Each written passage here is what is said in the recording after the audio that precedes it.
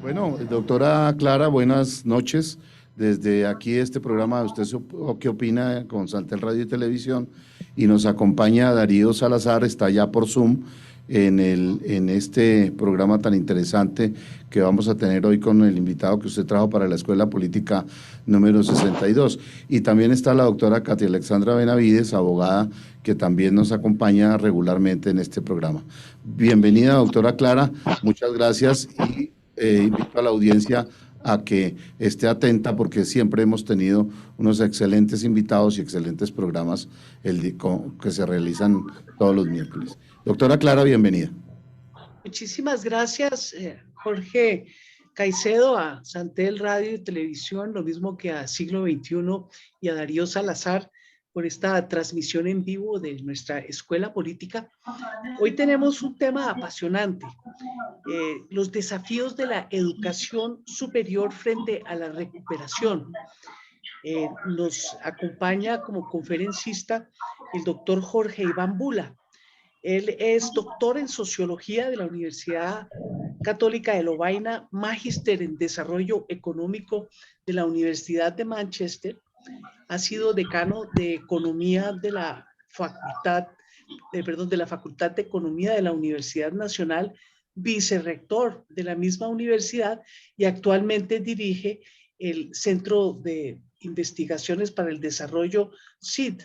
Es un académico de muchos quilates y hace parte de ese extraordinario esfuerzo que nos presentó hace ya 2 o 3 sesiones el doctor Darío Restrepo, la edición que han hecho de 26 textos de igual número de grupos de investigación de la Universidad Nacional que buscan perfilar el cambio de rumbo para Colombia. Ese cambio de rumbo que tanto hemos buscado, que tanto hemos luchado y que todos estos académicos se han unido de manera interdisciplinar para plantearle al país no un diagnóstico solamente, sino un nuevo rumbo con nuevas propuestas. Entonces, uno de los temas centrales para el desarrollo de cualquier país, desde luego, es todo su sistema educativo, pero en particular el de la educación superior, que es donde se centra todo el tema de la innovación, de la creatividad, del pensamiento crítico para el desarrollo del país, y por eso es sumamente importante escuchar los planteamientos que hoy nos hace una persona que tanto ha estudiado el tema como Jorge Iván Bula, que además ha sido profesor o es profesor de la universidad, es un académico e investigador permanente y para nosotros un lujo tenerlo en nuestra escuela política. Bienvenido, doctor Bula. Le damos la palabra para su intervención. Posteriormente harán sus comentarios nuestros colegas de la radio televisión alternativa para después pasar a las preguntas de los asistentes miembros de la escuela política, para devolverle la palabra al final para sus comentarios y conclusiones. Entonces, empecemos con su charla de hoy, que es un tema que a todos nos apasiona. Muchísimas gracias por acompañarnos, doctor Jorge Iván Bula. No, doctora Clara, pues muchas gracias por la invitación. De verdad es un gran placer estar en esta jornada de la Escuela Política. Voy a compartir la presentación. Ah, ya. No sé si la están viendo ahí. Sí. Ok. Bien, sí, de hecho me contaban antes de comenzar que ya habían tenido unas sesiones en relación con lo que había sido el impacto de la pandemia en educación primaria, inicial, educación secundaria. Creo que el abordaje para la educación superior pues tiene unos matices importantes, como bien lo decía la doctora Clara, pues estamos hablando del nivel de educación donde justamente en principio no solamente se asimila y se transforma el conocimiento universal y el conocimiento particular y específico de las sociedades, no, también hay un esfuerzo, por lo menos en las llamadas universidades de investigación, de generar nuevo conocimiento. Y eso genera, pues obviamente, valga la redundancia, unas particularidades que digamos, cambian un poquito las preocupaciones, si puedo decirlo así, de lo que esta situación ha supuesto para el desarrollo de la educación superior en general y la educación superior colombiana en particular. Lo que voy a tratar de desarrollar entonces a lo largo de la presentación de esta noche son primero, pues, cuáles son los desafíos de la educación superior en el siglo XXI, más allá incluso de lo que ha sido o lo que ha supuesto el COVID. La segunda parte es, pues la he titulado un poquito, creo que muchos entenderán la analogía, y llegó el COVID y mandó a cambiar, ¿no? La tercera va a ser la educación superior en Colombia, los dilemas estratégicos que ella enfrenta en la actual situación y obviamente los retos de los entornos digitales por la educación superior con algunas consideraciones finales. Digamos que ya pues muchos expertos han señalado que lo que hizo la pandemia fue anticipar unas transformaciones importantes que se venían dando, digamos, a nivel sobre todo de la innovación, la transformación tecnológica. Y efectivamente, digamos que ese aceleramiento pues ha puesto un poco en cintura, si se quiere decirlo así, el quehacer de las universidades y las instituciones de educación superior en general. Digamos que eso ha elevado de nuevo o ha puesto sobre la palestra de nuevo ciertas preguntas fundamentales sobre educación superior. La primera, si la educación superior es un derecho fundamental o un derecho progresivo, si debería ser una meta del desarrollo o si sencillamente lo consideramos un servicio público. Tratar un poquito de dar algunos elementos, quizás no de responder del todo, pero sobre estas tres preguntas. La otra pregunta esencial, digamos, que ya es el resultado mismo de lo que nos obligó la pandemia a adoptar, es si la virtualidad o la educación remota también sería una vía de democratizar justamente el acceso a la educación superior. Y si lo es, entonces la siguiente pregunta obligada es si la conectividad y el acceso al Internet no deberían ser también derechos fundamentales y en ese sentido dotar a una computadora a cada joven del país, facilitar el acceso al Internet gratuito en todo el territorio nacional debería ser una obligación del Estado. Digamos que, permítanme hacer un pequeño, rápido contexto de lo que ha sido lo que algunos llaman la sociedad del conocimiento o la economía del conocimiento también. Y básicamente cómo la sociedad del conocimiento responde a lo que algunos especialistas llaman un nuevo proceso de acumulación de capital, que se conoce como la acumulación flexible, y que, digamos, en nuestro caso, o en el caso, digamos, de la economía mundial hoy, radica en que, y lo hemos visto, lo vimos hace unos días justamente con la caída del WhatsApp y del Facebook, cómo efectivamente ciertas actividades nucleares hoy de la sociedad del conocimiento, pues recaen, digamos, en ciertas empresas y en cierto grupo importante de la fuerza de trabajo, que es esa fuerza de trabajo que tiene unas condiciones de estabilidad laboral, incluso de consentimiento por parte de las empresas, para que produzcan esas nuevas ideas que van a ser justamente las condiciones que permitirán a las grandes empresas competir en ese contexto internacional, es decir, tener creativos en Google o en Facebook o en otras empresas de estas características, es lo que hace que esos creativos les permitan sobrevivir en ese contexto de competencia internacional. Y ese es digamos, un grupo nuclear que es efectivamente el que está mejor remunerado, el que tiene mejores condiciones laborales.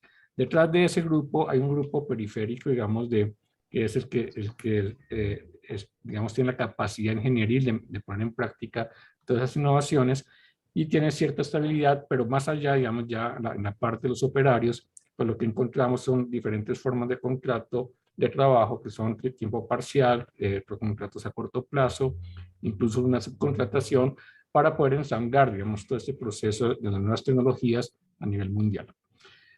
¿A qué estamos asistiendo hoy? Bueno, esto es una de algunos quizás lo reconocen, es una caricatura del impresor Gadget, donde efectivamente las nuevas tecnologías nos están dando diferentes herramientas de acceso a la web, de creatividad en la publicidad, del manejo de la información, incluso de pensar las nuevas pedagogías, de nuevos entornos de aprendizaje, etc. Digamos que cuáles son como las características fundamentales de esta llamada economía del conocimiento de manera muy simple, y tomo aquí el trabajo de Jill, es básicamente, por un lado, tenemos un proceso, un sistema educativo, donde, digamos, lo importante es un fortalecimiento en particular de la educación general, pero también de la educación llamada terciaria, y un proceso importante, digamos, de fortalecer el trabajo científico y tecnológico, sobre todo a través de los posgrados. Perdón. Tenemos, por el otro lado, obviamente el desarrollo o digamos, la transfiguración o poder traducir, digamos, eso que produce el conocimiento en las entidades, en instituciones educativas, en tecnología, y en ese sentido esa creación o esa innovación tecnológica pues responde efectivamente a los entornos domésticos donde puede haber unos estímulos para la creación o la inversión, investigación y desarrollo, y también obviamente lo que permitiría el entorno internacional en materia de intercambio de conocimientos o incluso de monopolios de conocimientos, como lo hemos visto ahora con la discusión de la vacuna contra el COVID. Entonces, digamos que hay diferentes tipos de catalizadores que permitirían en un momento dado hacer mayor investigación y estar en la sociedad del conocimiento, y para eso, por ejemplo, la inversión o las inversiones son importantes lo voy a ver un poquito más adelante, en materia de investigación y desarrollo. ¿Qué requiere entonces una economía rural del conocimiento? Obviamente, un capital humano o un talento humano, más bien podría decirlo uno, que sea mucho más capacitado y tenga un acceso universal al conocimiento y también una mejor comprensión de los entornos locales y nacionales. Y obviamente ahí la universidad juega un papel fundamental, pero también hay otros actores como los centros de pensamiento que también tienen las antenas puestas sobre cuáles son las evoluciones y las transformaciones que están teniendo lugar. Digamos que estos dos elementos, cuando interactúan con las firmas, digamos, el sector privado o público que hace transformación productiva, pues genera, digamos, también un proceso o unas sinergias en materia de innovación y crecimiento de la productividad de la sociedad. Grosso modo, digamos, lo que hemos venido asistiendo en el desarrollo del capitalismo reciente, o pues más bien desde sus orígenes, por un lado está la primera revolución industrial que conocimos a finales del siglo XVIII, principios del XIX, donde efectivamente teníamos, finales del XVII, primeros del XVIII, una industria metalúrgica que tenía un desarrollo importante gracias al uso digamos, de la máquina a vapor o la innovación de la máquina a vapor, que permitió también el desarrollo de ciertos medios de comunicación como el ferrocarril, el telégrafo y el teléfono, y donde los puertos y los yacimientos, digamos, para la producción de carbón eran importantes, y es el paso del trabajador artesano al obrero colectivo y que da lugar también al origen de los movimientos obreros a nivel en diferentes partes del planeta. Una segunda revolución industrial que tendría lugar entonces con la llegada básicamente de la electricidad, ya con digamos, el motor de explosión, la industria química, y que genera todo el proceso de producción de automóviles, la industria siderúrgica y aparatos eléctricos, y ahí tenemos la aparición de la radio y la televisión, y también ya del transporte aéreo, entre otros. Perdón. También la fuente energética ya no es el carbón, sino el petróleo y la electricidad en general, y digamos que la nueva forma espacial, como se organizan las poblaciones, es alrededor de ciudades, y entramos en un proceso de cualificación importante de la mano de obra o del trabajador, del obrero colectivo y sindicalizado. Una tercera revolución industrial que se da con la llegada de la informática, del microprocesador, que genera las posibilidades de microelectrónica, biotecnología y semiconductores, y donde tenemos desarrollos importantes en transporte, como son los trenes de alta velocidad, los vehículos alimentados con energía eléctrica y la aparición del computador personal como una forma muy importante que cambiará la vida cotidiana de las personas, y obviamente el acceso a Internet y satelital.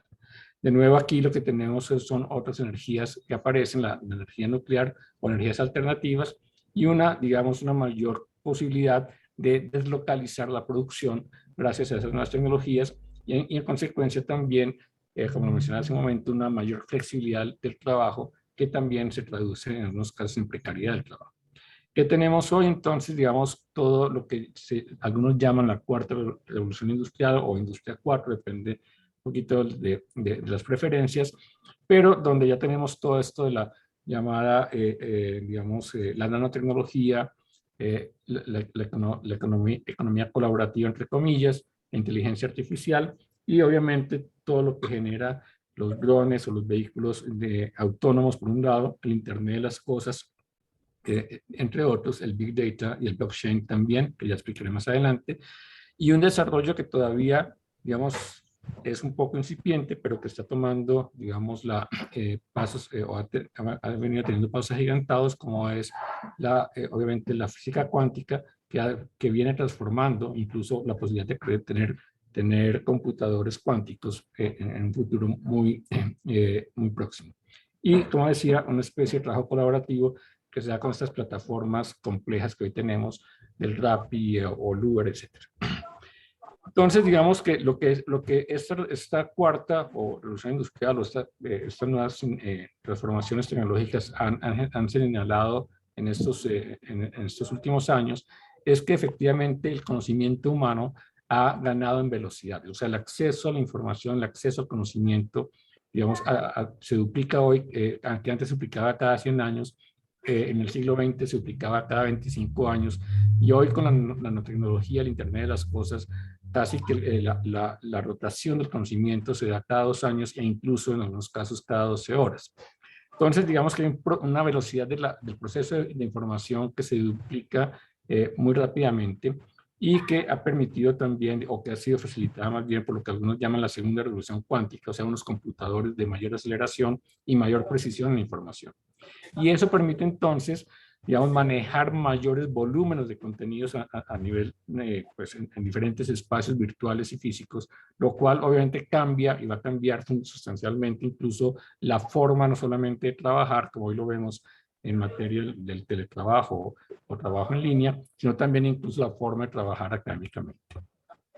Entonces, digamos que esa cuarta revolución industrial nos permite, ha desarrollado diferentes espacios o tecnologías, el Internet de las cosas que ya mencionaba, el Big Data, que es la posibilidad de almacenar una gran cantidad de información, el blockchain, que son mecanismos de seguridad de transmitir información, el Internet del todo, que es la posibilidad de interconectividad e interoperabilidad de inteligencia artificial, y el Internet que nos llaman de NanoThings, o el desarrollo de los nanosensores, que es lo que permite que hoy tengamos en un aparato muy pequeño en la mano, casi que toda una capacidad de almacenamiento y de procesamiento inesperada. Entonces, digamos que estos avances tecnológicos obviamente han sido importantes en las dos últimas décadas en particular, digamos, de la innovación tecnológica, y ha generado unos ecosistemas de servicios donde también ha permitido la co-creación y la creación de valor sobre la base de un flujo de integración de servicios, no solamente a nivel nacional, sino también a nivel global. Y eso se ha traducido, por ejemplo, en los procesos que ya conocemos del e-learning, del aprendizaje en línea, pero incluso el mobile learning, el poder utilizar mi teléfono celular para acceder a un curso o a una conferencia, y la accesibilidad y la interacción en tiempo real que nos permite el Internet de todas las, of everything, el Internet de todo. Entonces, ahora bien, teniendo eso en mira, pues la idea de pensar la transformación tecnológica no es pensar en la suplantación del ser humano por las máquinas en los procesos de aprendizaje, sino justamente cómo hacer de esas transformaciones tecnológicas un instrumento fundamental para los procesos de enseñanza-aprendizaje en la educación superior. Y esta idea del Internet del todo, lo que nos permite es no solamente pensar en que conectamos diferentes tipos de máquinas, como el teléfono, el portátil o el computador de mesa, sino que además nos permite, digamos, conectar diferentes actividades mentales a lo largo o a través de las redes. Digamos que estas innovaciones, como dice Christensen y Eyring, ha supuesto para las entidades de educación superior, de instituciones de educación superior, lo que algunos en algunos llaman como una especie de disrupción o de choque, si se quiere decirlo así, en el sentido de que, por un lado, pues obviamente las universidades se han visto en un entorno cada vez más competitivo por sobresalir, digamos, en estos procesos de calificación internacional. Eso ha sido todo un debate, digamos, entre académicos, todas estas formas de medición o de ranking internacional, pero a la vez la necesidad, de todas maneras, de poder estar preparadas para enfrentar estas transformaciones que hoy nos impone, incluso las innovaciones de las cuales las mismas instituciones de educación superior pues han sido protagonistas en buena medida. Digamos que un elemento importante entonces en pensar esas transformaciones es quizás algo que ya UNESCO había planteado hace unos 30, 40 años, y es la importancia del aprendizaje a lo largo de la vida, cómo esos instrumentos ya no solamente nos permiten, digamos, apropiarnos del conocimiento y generar conocimiento de la educación superior, sino cómo nos permitirían estar activos, digamos, por el resto de nuestra existencia, gracias a la información que ya decía, circula, digamos, en las redes. Perdón. Y supone también, en consecuencia, digamos, garantizar una educación más incluyente, más equitativa y de mayor calidad, y obviamente poder promover, como dice el objetivo del desarrollo sostenible 4, oportunidades de aprendizaje durante ese ciclo de vida. Y eso supone un cambio en perspectiva pedagógica, digamos, de la pedagogía del saber, donde el docente o el maestro tenía toda la información. Si pasamos a la pedagogía del ser, que es justamente cómo aprender o hacer buen uso de esa información que circula de manera abundante en las redes, para un desarrollo integral del individuo desde la formación, pues obviamente de primera infancia, pero digamos que se complementa o se profundiza en la educación superior. Y eso supone entonces pensar en una concepción humanista de la educación, donde el desarrollo de las capacidades de los individuos como la autoactividad, la espontaneidad creadora, la libertad, entre otros, el pensamiento crítico, serían fundamentales. Voy a referirme a 3 dimensiones que tenemos todas las instituciones de educación superior, que es la investigación, la formación y la extensión, para ver cómo estas transformaciones han impactado, digamos, estos 3 aspectos misionales. Y en materia de investigación, es evidente que estas transformaciones tecnológicas han sido una oportunidad importante para poder trabajar en red con colegas internacionales, con pares internacionales, pero además porque nos permite acceder a una información, como ya lo mencionaba, que puede almacenarse de manera mucho más abundante y procesar mucho más rápidamente gracias a estos nuevos sistemas del Big Data y computación en la nube, e incluso computación en la niebla, que nos permite, digamos, discriminar de manera mucho más rápido toda esa información que hay en la nube para poderla seleccionar, digamos, para los propósitos de investigación que eventualmente yo pueda tener. Y eso lo hace lo que llaman la computación del borde de la red, y es acercar el acceso a la información necesaria en los tiempos necesarios para el trabajo investigativo que los docentes están realizando. Una cosa que hoy, digamos, se estima es que para este año incluso se preveía que la red tendría un tráfico de 1.2 zettabytes. Un zettabyte son 1000 terabytes, que ya es la unidad que más o menos conocemos, que es ese almacenaje inmenso que puede tener un disco de 1 terabyte. O sea, imagínense la cantidad de, digamos, de información que trafica hoy por hoy en esas diferentes redes y en esa computación en la nube. Entonces, digamos que esos sistemas, esas transformaciones tecnológicas o innovaciones, si se quiere más bien, pues obviamente han permitido unos ecosistemas para la investigación e innovación que permiten, como ya lo mencionaba, interconectar científicos e investigadores en diferentes latitudes e incluso acceder a un hardware, a unos equipamientos que quizás comunidades nacionales y un país en su conjunto no podría tener, dado su nivel de desarrollo, y trabajar digamos, con colegas de países industrializados permitiría, por ejemplo, hacer uso de una cierta capacidad de infraestructura que quizás un país incluso no podría tener, habida cuenta de sus niveles de ingresos, etc. Lo otro que es importante tener en cuenta es que también, en la medida en que hay transformación tecnológica, pues el uso de esas innovaciones, las máquinas, dice Leonard, también hacen investigación y desarrollo porque de una manera permiten agilizar los procesos de investigación. Quizás el ejemplo más sencillo que tenemos en el día a día es el WISE, este sistema de georreferenciación, que si no tuviésemos ese algoritmo, nos tocaría volver a los mapas impresos que antes teníamos para saber por dónde transitar de una ciudad a otra. Y sin duda la inteligencia artificial, que permite el desarrollo de la realidad virtual y la realidad aumentada, que brindarían nuevos escenarios en el ámbito de la educación, por ejemplo en la medicina, que antes se experimentaba con cuerpos humanos o pues cadáveres humanos, si se quiere. En el caso, eso pasó después con los dummies o esos muñecos que se utilizaban. Hoy se hace justamente, o buena parte de esa investigación en medicina se hace a través de esos sistemas de realidad virtual o realidad aumentada. Ahora bien, digamos que sin duda todas esas transformaciones generan desafíos importantes para una institución de educación superior, pero no supondría en ningún momento sustituir la experiencia que es tan importante para los alumnos y los profesores, que es el aprendizaje en el aula, donde la interacción presencial sin duda es una fuente ineludible de conocimiento, porque la convivencia, la experiencia de poder intercambiar, interactuar con pares académicos e incluso con sus docentes y los docentes con sus estudiantes, es fundamental porque hace parte también de ese aprendizaje en el aula e incluso extracurricular de una manera. Entonces, digamos, lo que uno podría pensar es que estas nuevas tecnologías son una oportunidad justamente para mejorar procesos pedagógicos y también, de alguna forma, ampliar el acceso a la educación en cierta medida. Y por el otro lado, obviamente, poder tener la posibilidad de tener un trabajo compartido en redes con pares académicos de distintas latitudes, lo cual además sería un enriquecimiento desde la perspectiva transcultural en la medida en que yo puedo estar interconectado con colegas de África, Asia, otros colegas de América Latina, Europa o Norteamérica. La Agenda 2030 o los Objetivos de Desarrollo Sostenible plantean justamente que en un horizonte de 15 años la condición de vida de la gran mayoría de la población debería haber mejorado sustancialmente.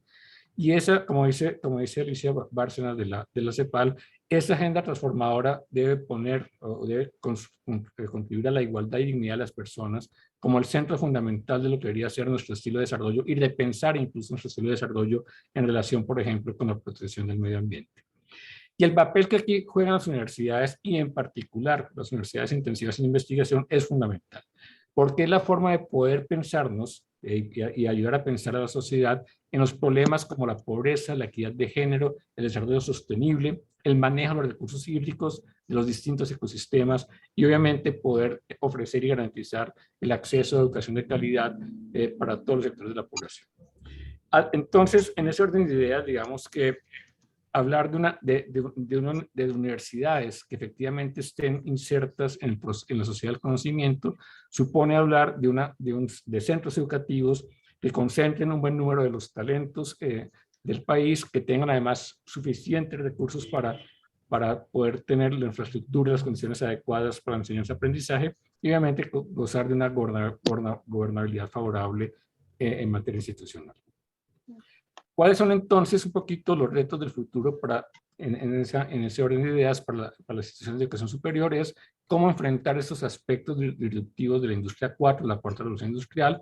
Le tomo aquí, digamos, un eslogan del plan de desarrollo de la Rectoría de la Universidad Nacional y es: debemos tener una infraestructura que permita soportar un adecuado desarrollo de las nuevas tecnologías y que garantice la alineación de los objetivos estratégicos con las metas institucionales que permiten justamente operacionalizar esos procesos.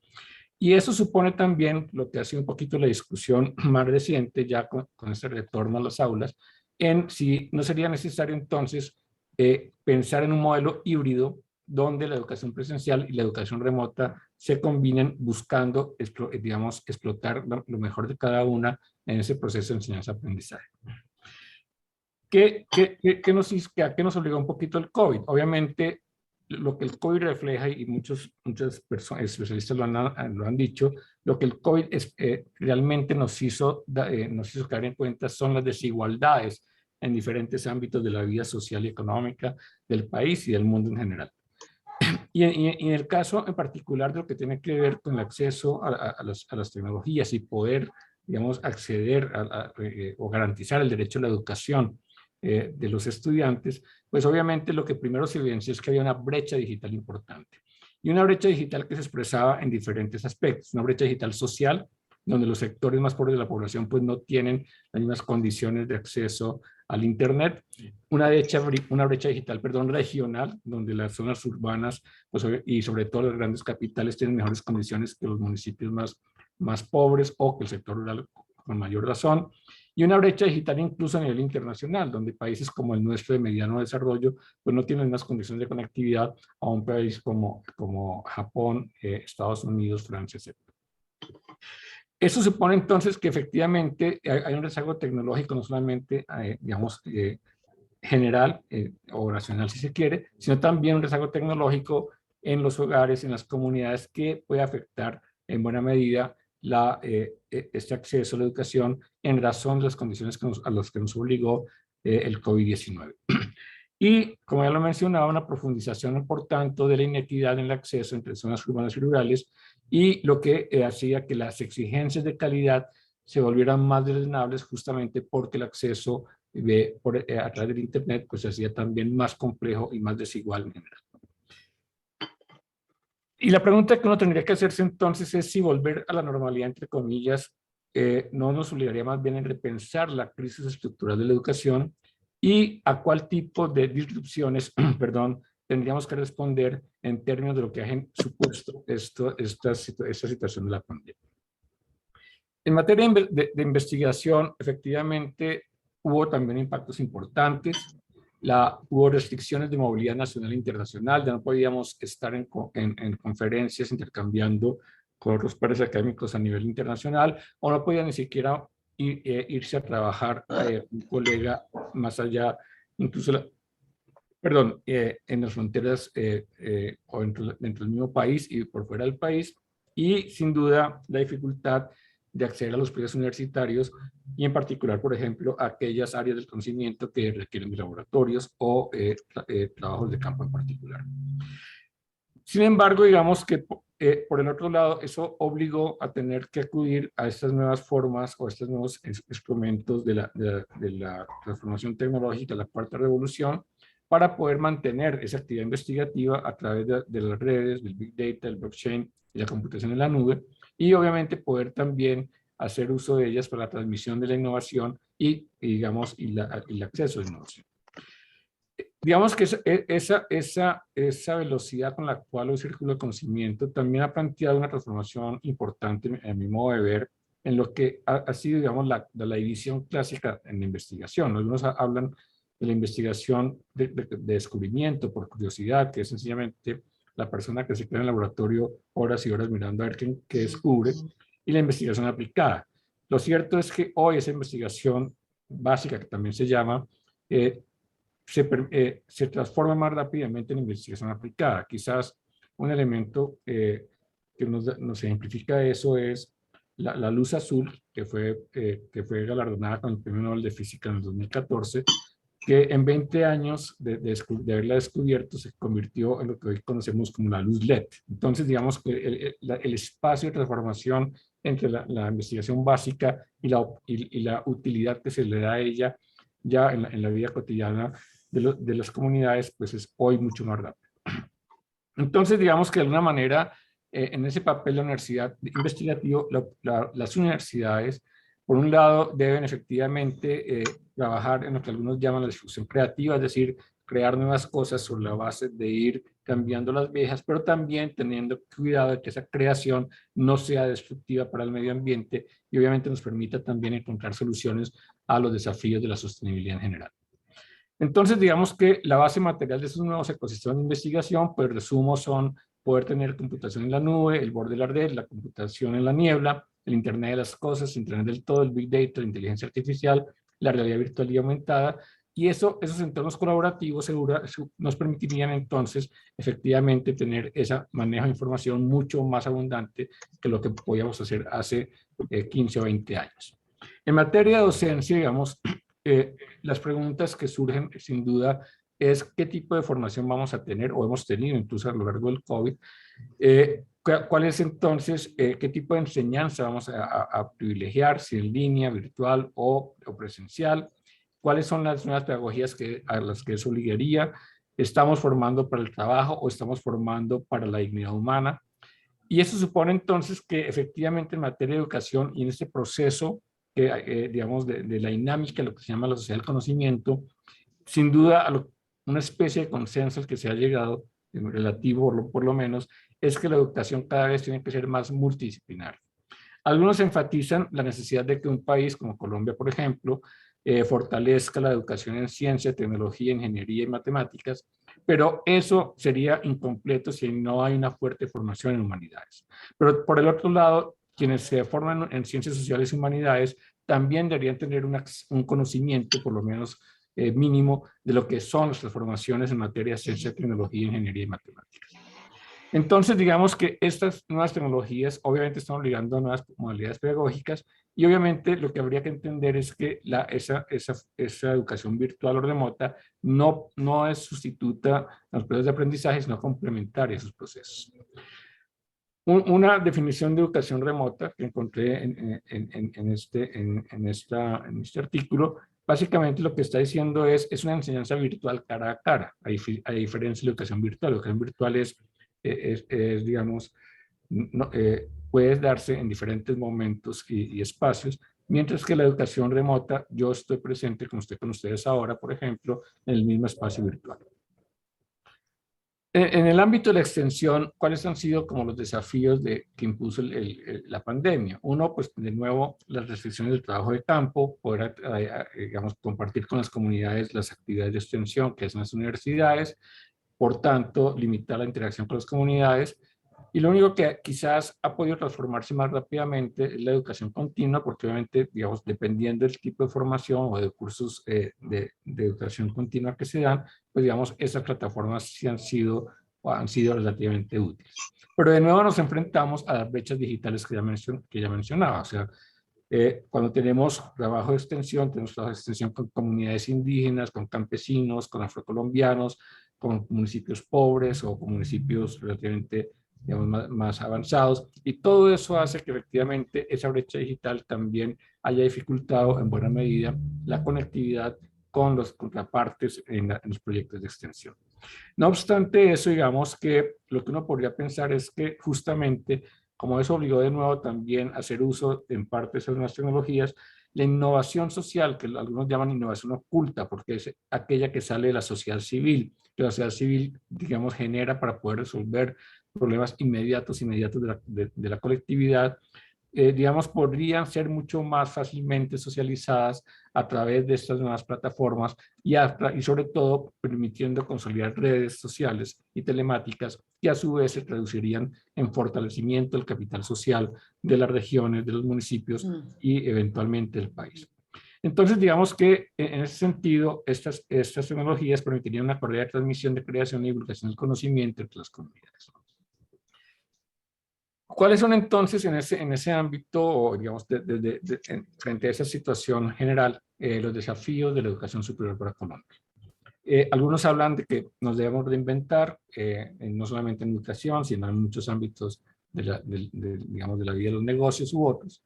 Pero digamos que quizás uno lo que debería pensar es si más bien la pregunta no sería replantear la educación superior.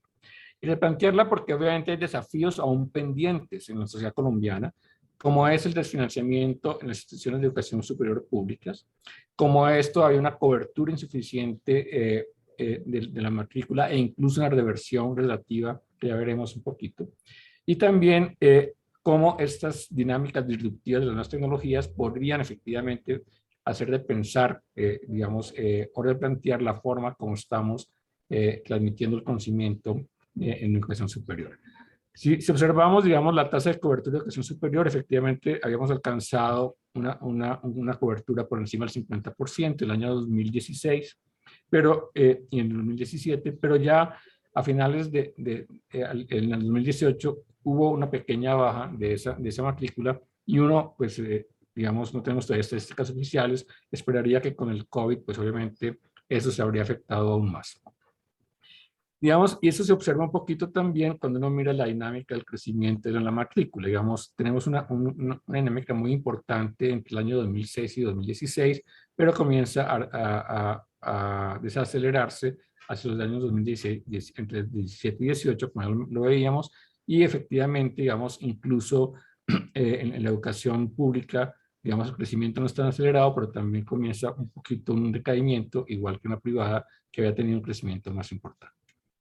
Si uno mira el caso, digamos, ya por nivel académico, efectivamente, donde mayor se expresa esa caída de matrículas es en el pregrado, que es la línea naranja. Mientras que en el posgrado, digamos, que se sostiene relativamente un crecimiento, digamos, estable proporcionalmente hablando, pero digamos que el impacto mayor está justamente en el acceso a la educación, perdón, al pregrado. Si uno compara Colombia con otros países de la región, y mira la probabilidad de ingresar a la educación superior por quintiles socioeconómicos, lo que observa es que la probabilidad para un estudiante de los hogares más pobres para acceder a la educación superior está por debajo del 10%. Para un estudiante en condiciones de pobreza estaría cercano al 15%, y si yo miro los estratos más altos de la población, pues tiene una probabilidad de acceder a la educación superior por encima del 50%. O sea, y si comparamos con otros países, digamos, en el caso de Chile o en el caso de Argentina, es claro que los hogares pobres de Colombia están en menores o con menores probabilidades de acceder a la educación superior. Un estudio muy interesante que hizo el Banco de la República es el siguiente, no voy a ir a las estadísticas porque es muy complicado, pero simplemente lo que nos expresan estas figuras, aquí tenemos 12 carreras, Derecho, Educación, Ingeniería Civil, Ingeniería Eléctrica, Industrial, etcétera, es como la educación pública genera mayor valor agregado que la educación privada en educación superior. Y básicamente, en el lado derecho, lo que estamos diciendo es, cuando yo me gradúo en una universidad pública, quiere decir que tengo un efecto positivo en mi proceso de formación y en mi trayectoria social, que es mucho más importante porque, digamos, en casi todas las carreras, excepto administración, que seguramente administración, pues obviamente tiene programas muy importantes en la educación privada, y en casi todas las carreras, generalmente la educación pública tiene un mayor impacto al final del proceso de formación de los estudiantes, tanto en programas acreditados como en las 20 mejores universidades o en programas selectivos, que son aquellos que según el estudio tendrían los mejores bachilleres por IFES o por otro tipo de ingreso. En el caso de las mujeres igualmente, en el caso de las mujeres, en lo fundamental, la educación pública también tiene un impacto muy positivo, excepción quizás de carreras como psicología y algo en medicina o en enfermería más bien, que sería como donde quizás la educación privada puede tener mayor impacto, pero en general lo que se observa es que efectivamente en 7 carreras de 11 que se miden, el impacto en las mujeres es igualmente importante. Por el contrario, si yo miro el valor agregado que genera la educación privada en este caso en los hombres, quizás muy pocas carreras generan un valor agregado importante, nueva administración, claro está, y en el caso de las mujeres, igualmente, muy pocas carreras generan valor agregado por parte de la educación privada.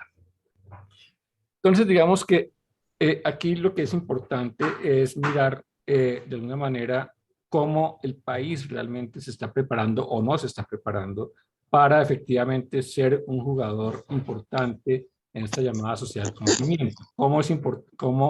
Cómo tenemos una formación del talento humano que realmente produzca conocimiento para su sociedad, para sus comunidades, pero también para el acervo del conocimiento universal. Y si uno observa, digamos, dónde están los investigadores a nivel mundial, pues básicamente los investigadores están en Norteamérica, en Europa Occidental y después en algunos países asiáticos, pero muy poco o muy atrás de ellos está América Latina y claro está los países de África subsahariana o de Asia Central. De nuevo, si miramos donde el número de investigadores por millón de habitantes, donde los amarillos es donde están el mayor número de investigadores, después de nuevo Norteamérica y Europa, vemos que Colombia está casi que en el segundo nivel de investigadores por millón de habitantes, o sea, estamos entre los países más atrasados en materia de número de investigadores. Y eso se refleja, y perdón si me meto en estas ilustraciones, pero básicamente voy a tratar de explicarlo muy sencillamente. Digamos, cuando hablamos del ingreso per cápita, o sea, el ingreso que recibe en promedio, obviamente, digamos, cada miembro de la población, los países que han invertido o que han gastado más en investigación y desarrollo, o sea, que han invertido más en educación superior o en otras fuentes de investigación, pues obviamente son los países más industrializados. Está Corea, Japón, Suecia, etcétera, Estados Unidos. Mientras que Colombia y los países de América Latina en general, pues son países que tienen muy bajo crecimiento económico, habida cuenta también del bajo gasto en investigación y desarrollo. Digamos, si uno mira también, digamos, ya país por país, de nuevo, lo que encontramos es que América Latina y Colombia en particular, pues tienen una muy baja inversión en investigación y desarrollo entre los años 2003 y 2004 en particular. Comparado, digamos, con otros países de la región, Colombia incluso está por debajo de México, Argentina y Brasil en el gasto en investigación y desarrollo. O sea, tenemos tasas por debajo del 0,50. El país en la región que más inversión hace es Brasil, seguido de Argentina y México. Si nos comparamos con los tigres asiáticos, con los nuevos países industrializados también llamados así, pues obviamente Corea del Sur está muy por encima en materia de inversión, de gasto en investigación y desarrollo, cerca del 4%. Colombia sigue estando por debajo del 0,5% y muy por debajo de China, Hong Kong y China continental. Los recursos humanos que trabajan en investigación y desarrollo, de nuevo, frente a la renta per cápita, o sea, frente al ingreso per cápita de las sociedades, muestran de nuevo que, de una manera, en los países de mayor renta per cápita, los países más ricos del mundo, de nuevo Japón, Corea, Israel, etcétera, pues obviamente, digamos, hay un mayor número de personas trabajando en investigación y desarrollo frente a países como Colombia, Ecuador, Bolivia, etcétera, donde la población que trabaja en estas áreas es muy pequeña y en consecuencia también su contribución al Producto Interno Bruto es muy baja. Si uno mira dónde están los investigadores por sector de participación, y viene el caso de Colombia, prácticamente los investigadores están fundamentalmente en las instituciones de educación superior. Es decir, tener un doctorado en Colombia solo sirve para que usted sea profesor universitario y nada más. O sea, exagero quizás un poco, pero es quizás lo que nos muestra esta proporción. Si usted mira el caso de Brasil, ya hay una cuarta parte va al sector empresarial, mucho más en el caso de China, obviamente, por encima del 60%, o el caso de Corea y Japón, que son casi el 78%. Si uno mira también cómo generalmente una investigación o una innovación se traduce en una patente que es otorgada, digamos, una especie, eso es muy discutido dependiendo del área, pero digamos que una forma de medir qué tanta investigación hace un país es el número de patentes que conceden las oficinas, las validan. En este caso tomamos una de las más importantes, que es la de Estados Unidos, y de nuevo Colombia, entre la década, el siglo pasado y este siglo, no alcanza ni siquiera a tener una patente por 1 millón de habitantes, está en 0,5 en el mejor de los casos, frente a Cuba, que ya ha alcanzado por lo menos una patente por cada 1 millón de habitantes, y obviamente muy lejos de los países industrializados e incluso de países de desarrollo intermedio, como el caso de Costa Rica y Chile. De nuevo, entonces, si uno también observa la producción de publicaciones científicas, América Latina en general está muy atrás de los países de América del Norte o Europa Occidental y Asia. En general, digamos que esta es una región que todavía está digamos, tiene una inserción muy precaria en esta llamada sociedad del conocimiento. Y en el caso ya regional, Colombia es de los países que tiene, digamos, menores a patentes aprobadas por 13 entidades que son las de Estados Unidos, la de Japón y la Unión Europea, comparada, por ejemplo, con Brasil, que es el país de la región que tiene mayores patentes aprobadas. Y eso en parte puede responder al bajo nivel de gasto en educación. Digamos que si uno mira lo que ha sido la inversión en educación en universidades públicas, incluso en el año 2000 era el orden del 0,54 del PIB, o el gasto nacional del gobierno, perdón. Hoy estamos en el 0,35 y en general, si uno incluye ahí las otras instituciones de educación superior y otros aportes estatales, digamos de nuevo, en promedio estamos por debajo del 1%. Y digamos, y la estructura de ese gasto público en educación, pues son unas transferencias que hace la nación que no superan el 50%, y por el contrario, el ICETEX tiene una participación muy importante. Sabemos que el ICETEX son créditos más que inversión, y el SENA, pues que obviamente juega un papel importante con un 18%. De nuevo, si uno observa las fuentes del gasto en educación, lo que uno puede mirar es que en general Colombia cuenta con una alta participación del sector privado. Eso quiere decir que los hogares pagan de su propio bolsillo buena parte de la educación, y solo un pequeño incremento a principios de la década pasada, donde digamos, el gasto público subió, pero incluso por debajo aún del 1% del PIB. Y eso se traduce obviamente también en la distribución de la matrícula, digamos, entre la educación privada y pública, ¿no? La educación pública no ha superado el 50% de la matrícula en los últimos años, hasta el periodo del 2007 a 2015. Comparado incluso ese gasto público por estudiante en Colombia, con otros países y con el promedio de las palabras somos socios, pues Colombia está muy por debajo de países como México, Brasil y Chile, y obviamente muy por debajo del conjunto de la OCDE. Y en educación superior, que es la franja azul clara, también estaríamos muy por debajo de estos, en general de estos tres países y ese grupo. Finalmente, entonces, ya para ir concluyendo, ¿cuáles son como esos desafíos en materia de educación superior, de lo que nos ha traído la pandemia y lo que nos puede dejar la pandemia? Digamos que hay una educación o una preocupación clara y que es fundamental en mi opinión, y es si eventualmente estas modalidades de educación a distancia, educación remota, educación virtual, como quiera que ellas se traduzcan finalmente, estarían comprometiendo la calidad de la educación. Y obviamente aquí las cosas no son blanco y negro, todo depende de alguna manera como las instituciones vayan incorporando, digamos, estas modalidades. Digamos que cuando yo miro la calidad presencial, generalmente, digamos, el Consejo Nacional de Acreditación, que es la que califica los programas en Colombia, pues va a mirar la infraestructura de la institución, las aulas, los laboratorios, digamos, las experiencias pedagógicas de los docentes, la capacitación pedagógica de los docentes, si tienen maestría, doctorado, etcétera, y obviamente los contenidos y las prácticas pedagógicas, que incluso hoy son una variable que se ha incorporado de nuevo en esa evaluación.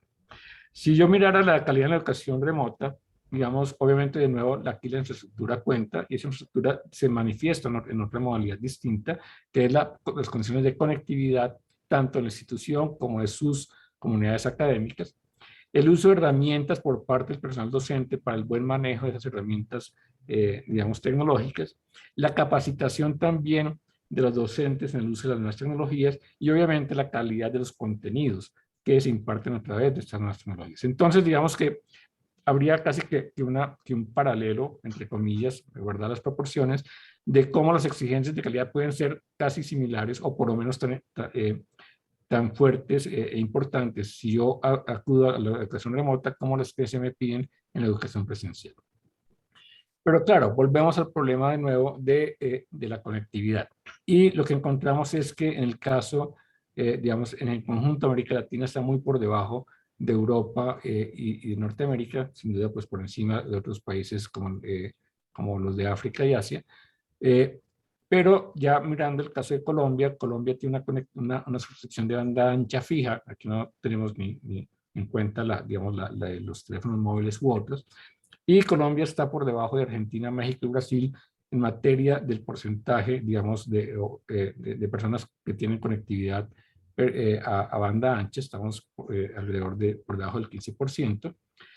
Y obviamente si de nuevo me comparo con los países asiáticos o los países industrializados, pues Colombia está muy atrás del caso de China, Hong Kong y la República de Corea del Sur. Sin embargo, digamos, es importante tener en cuenta que la transformación tecnológica pues comienza a marcar unas tendencias importantes en las universidades. Digamos, por un lado, el uso de las tecnologías digitales en el proceso de enseñanza-aprendizaje, donde la universidad privada pues tiene mejores condiciones que la pública, donde además se democratiza el acceso al conocimiento. De nuevo, digamos, las universidades privadas se han dotado mejor para que las personas puedan acceder a los cursos en línea. También la integración con otros agentes económicos, de nuevo la integración es muy más importante en la universidad privada.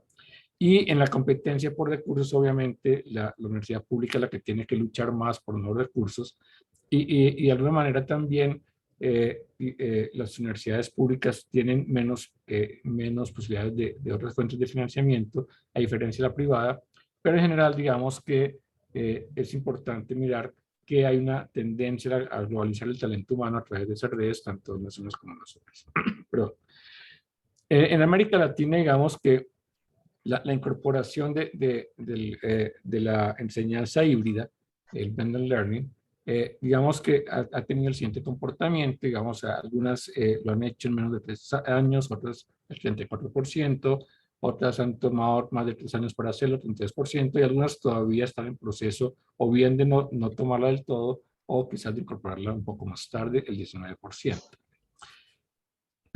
Digamos que el uso de estas herramientas, y con eso voy concluyendo, digamos, es, bueno, aquí no voy a listarlo todo, pero generalmente hay un rechazo a utilizar estas herramientas cercano al 41%, pero por el otro lado, digamos, algunos lo utilizan para mirar el rendimiento y la atención del estudiante, abordar los problemas del estudiante de manera mucho más inmediata, combatir el plagio y observar, por ejemplo, la actividad estudiantil a través de las nuevas herramientas, entre otros. Es importante entonces que pensemos, obviamente, la enseñanza universitaria o educación superior en general en la perspectiva de la construcción de un pensamiento global que es lo que alimenta esta sociedad del conocimiento. Y digamos que a veces la hiperespecialización de ciertas universidades impide, de ciertos espacios disciplinarios, más bien diría yo, impide, digamos, ver lo global y va fragmentando el conocimiento en parcelas y en consecuencia no permite una mayor transdisciplinaridad en el trabajo de los docentes y en el trabajo, digamos, académico e investigativo. Y Julián de Zuviría, de quien tomo esto, justamente señala la complejidad que eso puede tener para, digamos, la formación del talento humano en nuestras universidades. De alguna manera, entonces, lo que él sugiere es combinar tres aspectos. Uno, obviamente, el desarrollo del pensamiento, el aspecto cognitivo, no solamente conocer el entorno inmediato, el entorno social, cultural, político y económico en el que estamos insertos, sino también el acceso al conocimiento universal. También favorecer la praxis, o sea, tener un conocimiento que me permita resolver los problemas propios de las comunidades y un desarrollo de competencias ciudadanas, y sobre todo en un país como Colombia, que permita establecer, digamos, la cohesión social y la confianza, digamos, en la sociedad en general. Entonces, digamos que esos elementos es justamente lo que deberíamos ir pensando e ir, digamos, enfatizando para mirar o evitar los problemas de deserción y también para pensar la universidad como un espacio de preparación para la vida más que o únicamente para el trabajo. En un estudio que se hizo con diferentes expertos sobre cuáles serían como los motores del futuro de la educación superior, un 76% de ellos respondió que parte del futuro de la educación superior era justamente centrarse en las nuevas habilidades que había, que este nuevo entorno impone, las personas o los educandos deben desarrollar para su inserción más adelante en el mercado laboral. También un 63% enfatizó la importancia de un trabajo mucho más interinstitucional para generar, digamos, oportunidades de educación compartida entre diferentes entidades de educación superior. La importancia también que ya mencionábamos de la educación para la vida y finalmente la posibilidad, respondió más de la mitad, de un aprendizaje mucho más personalizado académico. Entonces, digamos, ya concluyo con esto, ¿cuáles son los desafíos que esta nueva realidad del COVID nos impuso en materia de educación superior y que ahora nos está llevando de nuevo a plantear? En la Universidad Nacional hemos tenido discusiones si hay que volver completamente al campus, si vamos a tener esta educación híbrida, si hay que tener la educación híbrida, bajo qué condiciones, digamos, infraestructurales o qué condiciones materiales vamos a tener para ello. Entonces, digamos que en ese sentido, estas nuevas tecnologías, pues obviamente nos obliga a tener una transformación en las pedagogías que abordábamos antes de la pandemia. También nos obliga a tener interacciones entre distintos actores del sistema y también poder aprovechar esos espacios virtuales para relacionarnos con pares académicos, no solamente a nivel nacional, sino transnacional, y de manera transdisciplinaria igualmente, y sin duda poder articular las dinámicas locales y regionales para poder fortalecer los sistemas nacionales y territoriales de innovación y a su vez fortalecer el capital social en nuestra sociedad, valga la redundancia. En el futuro inmediato supondría entonces fortalecer el trabajo académico interdisciplinar, ampliar, eso ya lo decía, la misión de Sabios, la inversión en ciencia, tecnología, investigación e innovación. Obviamente supondría un mayor financiamiento de la educación superior pública, ya lo hemos mirado, y consolidar estos ecosistemas de investigación y finalmente, digamos, fortalecer o articular mejor el aprendizaje combinado entre remoto y presencial. Finalmente, termino con esta cita de Francisco Invernón, de la Universidad de Barcelona. Como consecuencia de todas estas condiciones, dice él, si la educación de los seres humanos se hace más compleja, la profesión docente lo será también. Esa complejidad se ve incrementada por el cambio radical y vertiginoso de las estructuras científicas, sociales y educativas en sentido amplio, y son las que deberían dar apoyo y sentido al carácter institucional del sistema educativo. Muchísimas gracias. Muchísimas gracias a Jorge Iván Bula por este panorámico de la educación superior en Colombia y sus vínculos y vasos comunicantes con la sociedad, con la inversión, con el contexto internacional, con el contexto del trabajo, pero también con el humanismo. A mí me sorprendió un dato. Yo me recuerdo que hicimos un debate en la campaña presidencial en el 2014 sobre inversión en ciencia y tecnología. Y todos los candidatos presidenciales en esa época apuntábamos a que tenía que aumentarse, pero estaba por encima del 0.5. Y en el cuadro está el 0.5, o sea que en vez de subir hemos bajado como porcentaje del PIB. Es algo verdaderamente alucinante, porque la conciencia de las distintas misiones de sabios sobre la necesidad de invertir en ciencia y tecnología no es ni de la reciente, sino desde la primera, y el país no logra encauzarse, y la universidad de más en más no la han privatizado en su propiedad, porque sigue siendo pública la pública y sin ánimo de lucro la privada, pero sin lugar a dudas la universidad pública, a punta de desfinanciarla, le han privatizado sus conceptos, y la investigación por eso tiende a irse mucho más a la aplicación que a la investigación pura, por cuanto la universidad tiene que también allegar recursos a través de contratación pública en consultorías y demás que ni siquiera son investigación. Entonces sí hay un reto extraordinario que la pandemia le ha puesto la lupa y ha demostrado que, igual que en la salud, no estábamos preparados, y que no se le puede dejar al mercado. El Estado tiene que asumir el direccionamiento de la educación superior en Colombia. Muchísimas gracias, Jorge Iván, por esa importante charla que nos ha ampliado nuestro conocimiento y percepción de lo que es la educación superior en Colombia, de dónde viene y para dónde va. Le pasamos la palabra a nuestros colegas de los medios de comunicación alternativos. Jorge Caicedo, por favor, siga con su comentario y esta sección de nuestra escuela política. Gracias, doctora Clara, y al doctor Jorge Iván por su presentación.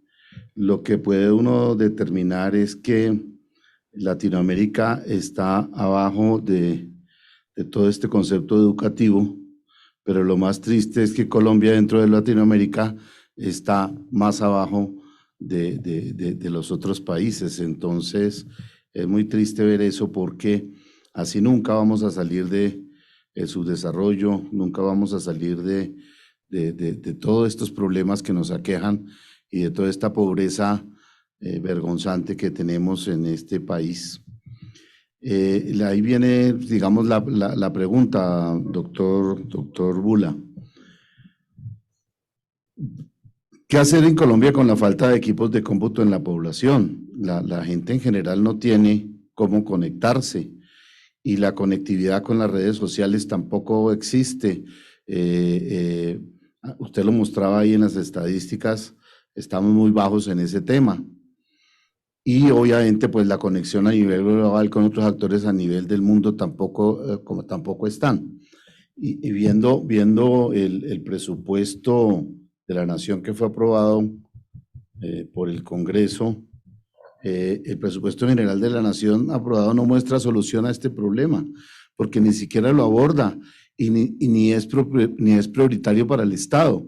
Entonces, ¿hasta dónde vamos a llegar y qué se nos espera a nosotros como colombianos Los que hemos podido estudiar en la universidad, pues estamos un poquito adelante de ese tema, pero la gran cantidad de la población, pues no lo está.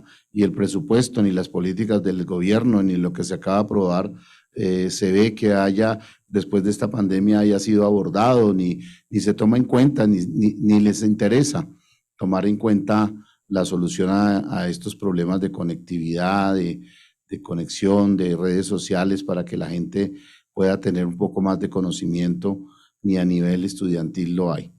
Lo vimos en los colegios, en los diferentes estamentos estudiantiles, que muchos muchachos no pudieron volver por la pandemia y que no tenían cómo conectarse a recibir la educación. Y el Estado, en estos presupuestos, no lo toma en cuenta, ni lo interioriza, ni lo aplica.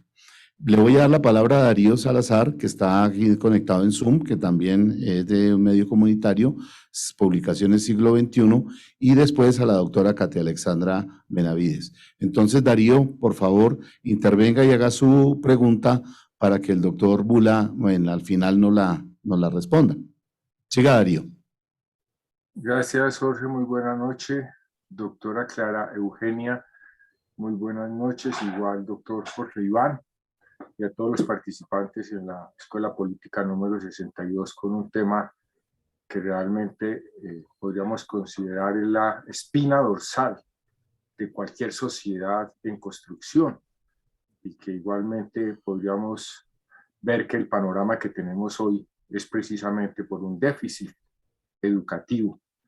Pero yo quisiera, doctor Bula, que nos ilustrara en términos de las investigaciones que tenemos en el país desde el punto de vista de la formación, que estamos muy de acuerdo, tanto que la ciencia y la tecnología deben estar más llenas de humanismo, y el humanismo más lleno y con más contenido humano.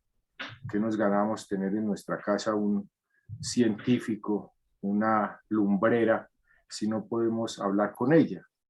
Quiero decir, desde el punto de la construcción de sujeto, de persona, la construcción además de valores que nos permitan construir una democracia en el nicho mínimo, como es la familia misma, o en el nicho mínimo que pueden ser los espacios en los cuales se mueven quienes han tenido o hemos tenido la oportunidad de ir a la universidad, y sin embargo encontramos una dicotomía muy compleja y muy grave. Si pasamos, por ejemplo, el tema de la corrupción en Colombia y evaluáramos dónde se han formado esos sujetos que hoy asaltan el presupuesto público, pues uno diría, aquí está fallando algo.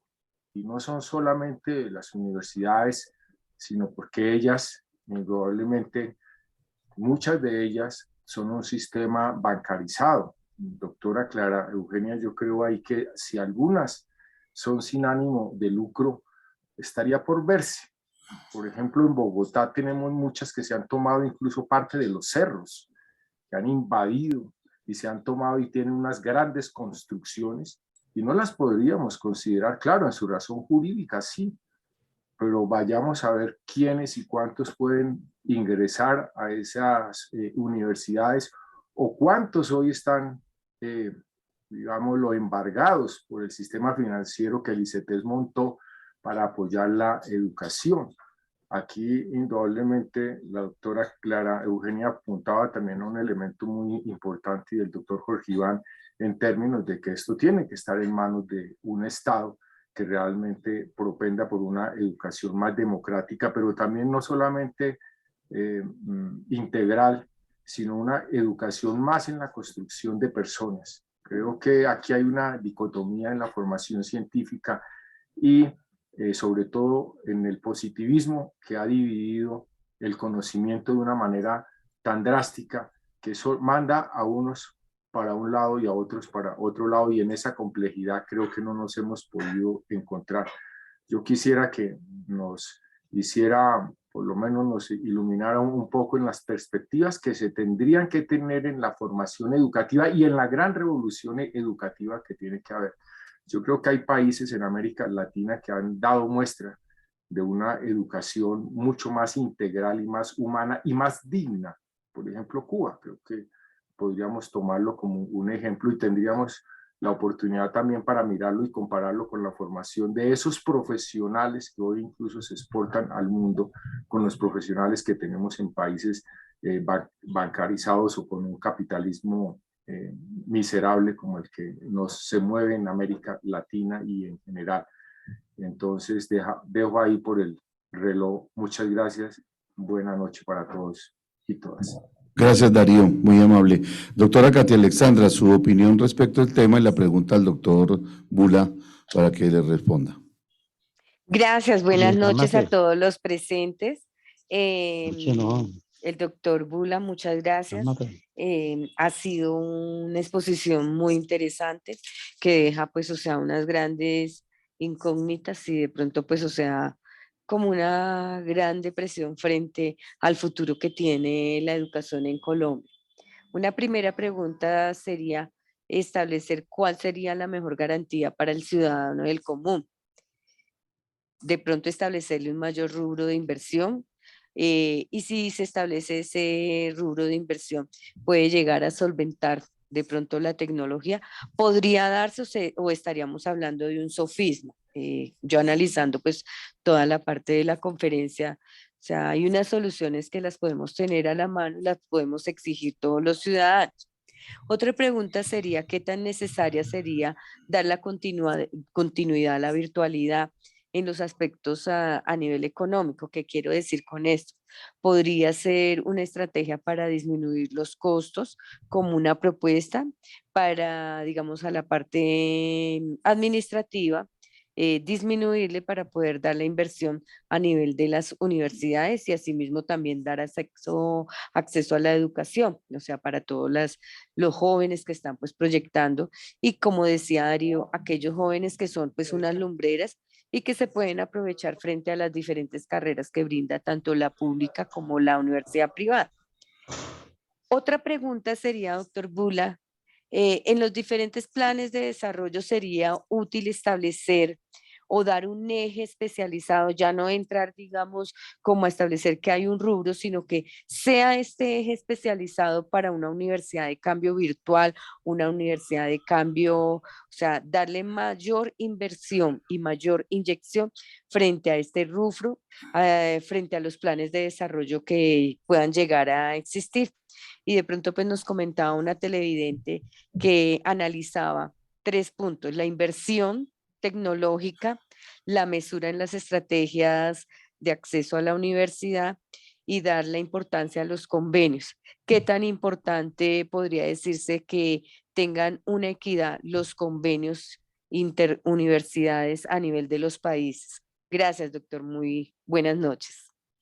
Gracias, doctora Katy. Doctora Clara, entonces, pues le agradecemos que nos haya permitido la intervención a los medios y le dejamos a usted ya el control del programa. Muchas gracias. Prende el micrófono, doctora Clara. Muchísimas gracias por esos comentarios y por esas preguntas. Han pedido la palabra 4 miembros de la escuela. Empecemos con Rafael Ballén y se prepara Henry Saldariaga. Y los que quieran pedir la palabra, por favor, hacerlo por la manita o por el chat. Sí, doctora Clara Eugenia, buenas noches. Y buenas noches al doctor Jorge Iván. Muchas gracias por esa conferencia tan completa con unas cifras que son muy ilustrativas, pero que reflejan una gran realidad de pobreza en cuanto a las preocupaciones del Estado por la educación.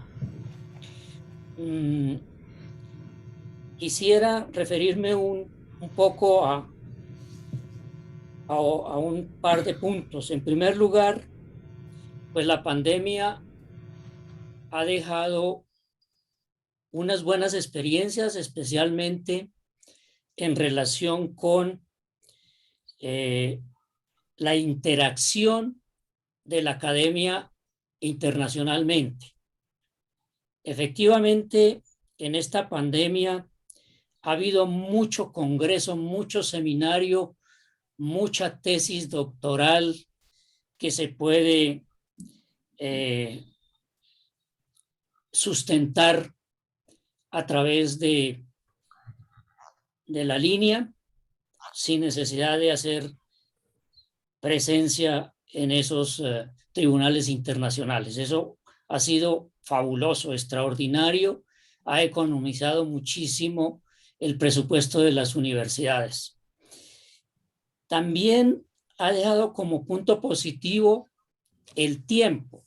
Uno como profesor universitario, en el caso mío que vivo en la calle 127 y que de pronto tengo que ir al centro, pues 1 hora de para allá y 1 hora de para acá, me la ahorro y puedo dictar mi conferencia desde aquí perfectamente. Pero eso tropieza con la falta de conectividad, de tecnología, porque no todos los alumnos lo tienen.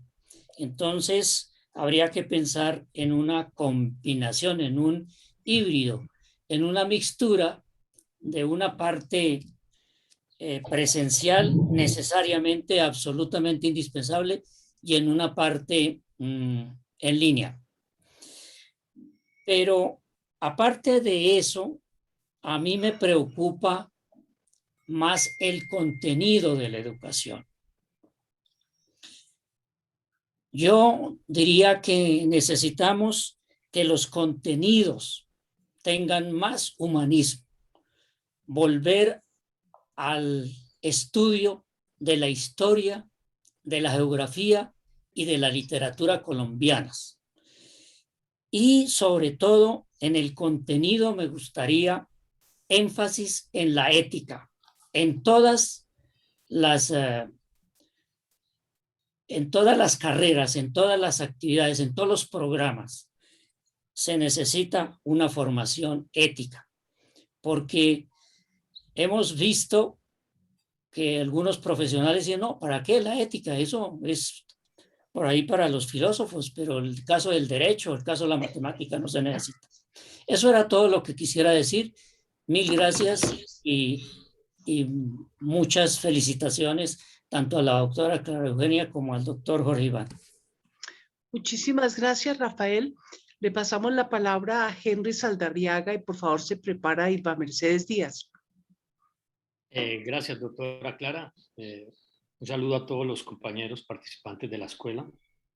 Un gran saludo a Jorge Iván Bula. Creo que ha hecho una excelente exposición de uno de los temas que yo creo que son trascendentales en este nuevo siglo, en el siglo del conocimiento, la ciencia y la tecnología. Hay una frase que la escuché, me quedó grabada y que la quiero traer a colación en este momentico. Un pensador, no me acuerdo el nombre de él, pero se me quedó muy grabado, y dijo, los 3 males de este mundo son la pobreza, los egos y la ignorancia. La pobreza, las 2 primeras se trabajan, pero la ignorancia es muy difícil de superarla. Y yo creo que eso es como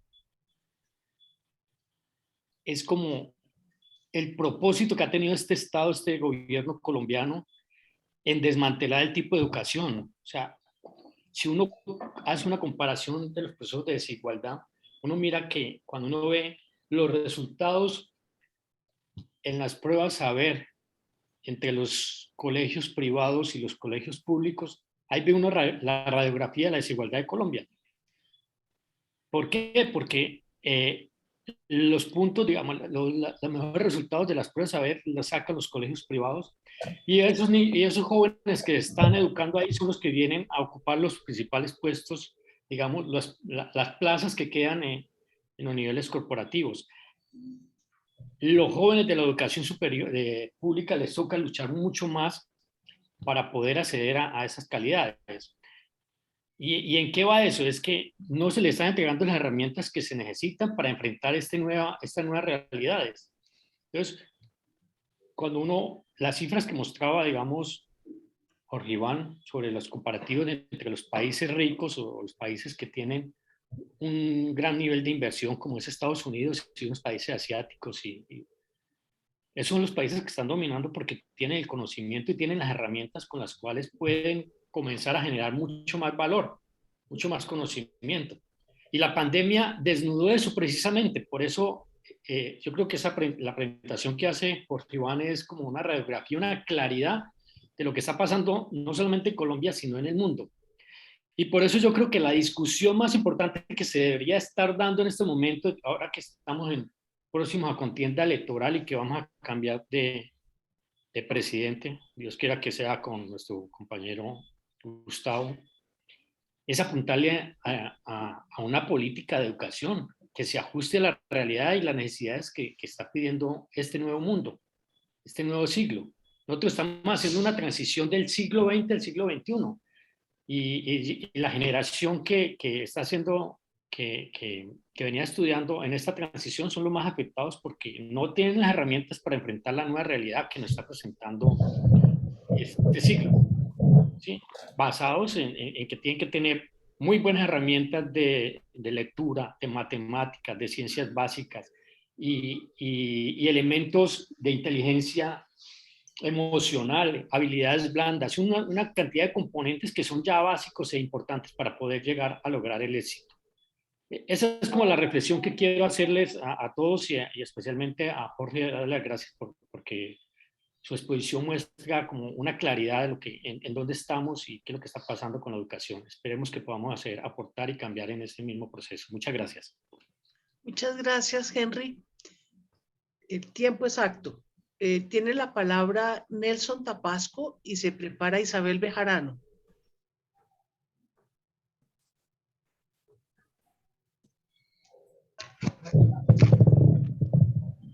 Muy buenas noches para todos. Qué rico volver a participar con ustedes en esta importante charla. Desde el Caquetá, con el orgullo que nos caracteriza por nuestra Universidad de la Amazonía, pero que igual que todas las universidades del país y por lo visto de América Latina, pues tienen una serie de deficiencias enormes. Yo escuchando la conferencia del compañero Pola, me nace una inquietud y tiene que ver precisamente con que hay un ingrediente que valdría la pena que se tuviera en cuenta también allí, y es el hecho de que hay una situación que dificulta para el acceso a la educación de nuestros jóvenes en lo que ellos tienen su vocación de estudiar. Y entonces esa parte limita demasiado. Y un ejemplo claro la tengo aquí en la casa. Nosotros tenemos 3 profesionales, pero los 3 profesionales no era esa área lo que ellos querían estudiar. Pero debido a la imposibilidad económica para poderlos llevar a la vocación que ellos tenían, pues les tocó ir a la universidad y estudiar lo que salía menos costoso, lo más barato y ubicarse en ahí. Y afortunadamente en medio de todo, pues son muy buenos profesionales, excelentes trabajadores, pero pues no era eso lo que ellos querían, no era ahí en donde querían estar. Y yo creo que esa es otra de las falencias que impiden mucho también el desarrollo hacia la investigación, hacia muchas cosas. Entonces yo miro eso como también un ingrediente adicional a lo que mencionaba el compañero. Y creo que también en esto, pues lógicamente que hay un tema que entre los énfasis que se deben de dar en las universidades tiene que ver precisamente con el énfasis ambiental. Infortunadamente, uno ve que aquí en Florencia hay mucho profesional de diferentes universidades del país, incluida la nuestra, lógicamente, pero se encuentra uno con unas situaciones tan prácticas que parecen mentiras. Y es que esos profesionales los ve uno tirando la basura desde el carro en cualquier parte del camino. Y uno dice, pero bueno, y van con los hijos. Entonces uno dice, bueno, pero ¿y qué pasó en esa universidad donde estuvieron, en esos colegios, en la universidad donde estuvieron, que arremeten tan feo contra la naturaleza, contra la casa común? Entonces creo que un énfasis bastante y mucho más en estas épocas del cambio climático que nos está acelerando tanto, vale la pena mucho enfatizar en las diferentes universidades en eso, y mucho más ahora que sí va a ser cierto, y es cierto que vamos a tener con Gustavo Petro el poder. Muchas gracias. Muchísimas gracias, Nelson. Qué pena, Isabel, me había pasado por manteca a Ilva Mercedes Díaz, porque bajó la mano. Ilva, ¿todavía estás interesada en intervenir? Sí, sí, Qué pena, sí, me señora. disculpo. Sigue. Disculpas. Tranquila, yo súper espero, no hay aceptadas. problema. No, yo pensé que, pienso que en la pandemia pues sí quedaron en claro varios puntos, y es que se puede hacer más accesible estudios superiores, o también pueden ser estudios inclusive no tan superiores, sino estudios medios, que pronto en la presencialidad no se pudieron hacer. Se facilitó un poco más, pero también reflexionaba a través de esta conferencia a quienes se nos facilitó hacer esos cursos virtuales, esos diplomados virtuales, especializaciones, conectarnos con gente de todo el mundo, ampliar nuestro conocimiento. Realmente somos unos privilegiados en este país los que podemos hacer ese tipo de educación. Porque lo que yo veía es que, por ejemplo, la señora que, no sé, muchas personas operarias, empleadas de servicio, lo que se les agravó la situación, porque sus hijos, primero que cada uno no podía disponer ni siquiera de una tablet.